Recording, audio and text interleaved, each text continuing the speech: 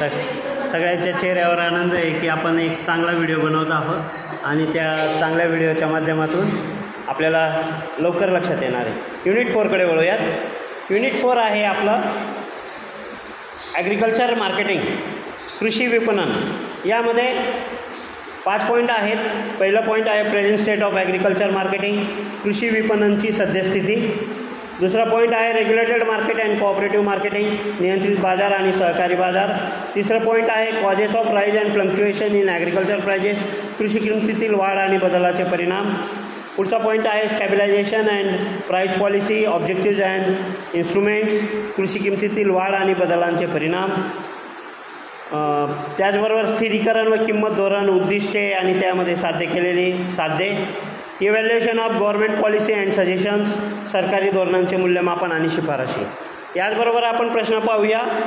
तर discuss the present state of agriculture marketing, सद्यस्थितीमध्ये कृषी विपणनाचे किंवा शेती बाजाराचे सद्यस्थिती वर्णन करा, चर्चा करा. दुसरा आहे discuss the merits and demerits of cooperative marketing, सहकारी विपणन पद्धतीचे किंवा सहकारी शेती बाजाराचे फायदे व तोटे स्पष्ट करा. तिसरा आहे what are the causes of fluctuation in agriculture prices, कृषी किंमतीतील बदलांचे वेगवेगळी कारणे काय आहेत त्याचा अभ्यास करा.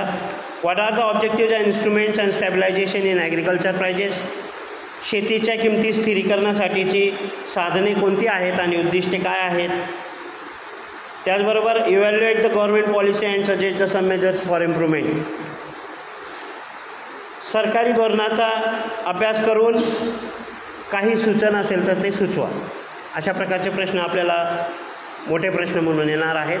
आणि छोट्या छोट्या शॉर्ट नोट्स ज्या आहेत त्या रेग्युलेटेड मार्केट, नियंत्रण बाजार, कोऑपरेटिव्ह मार्केट, सहकारी बाजार, agriculture market policy of government, सहकारची शेती आणि बाजार धोरण, अशा प्रकारचे प्रश्न आपल्याला येणार आहेत. थोडक्यात आजच्या ह्या व्हिडिओच्या माध्यमातून आपण ॲग्रिकल्चर